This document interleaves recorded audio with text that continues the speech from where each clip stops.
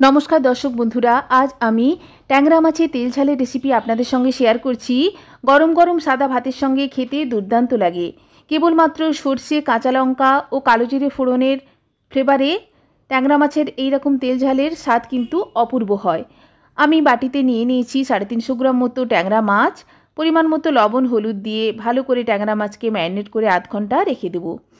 আমি এখানে ব্যবহার করছি নদীর ট্যাংরা মাছ। এইরকম নদীর ট্যাংরার স্বাদ কিন্তু দুর্দান্ত হয়।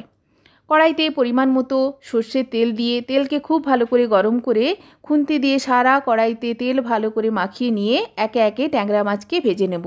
অপরদিকে একটা মিক্সার গ্রাইন্ডারে 3 চামচ মতো সাদা সর্ষে, কাঁচা লঙ্কা ও সামান্য একটু পরিমাণ লবণ ব্যবহার করে মিক্সার গ্রাইন্ডারে একটা স্মুথ পেস্ট বানিয়ে নেব।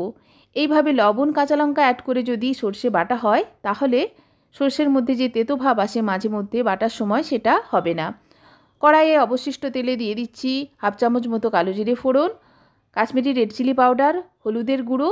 যেহেতু গুঁড়ো মশলা ব্যবহার করেছি, সামান্য একটু জল অ্যাড করে ভালো করে নাড়াচাড়া করে দিয়ে দিচ্ছি বেটে রাখা সর্ষে ও সর্ষের বাটি ধোয়া জল।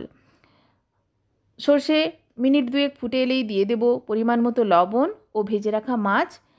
মাছকেও কয়েক সেকেন্ড ফুটিয়ে নিয়ে উপর থেকে দিয়ে দিচ্ছি কাঁচা লঙ্কা, চেরা কাঁচা লঙ্কা সুন্দর ফ্রেশ ফ্লেভারের জন্য, ও 1 চামচ মতো কাঁচা সর্ষের তেল।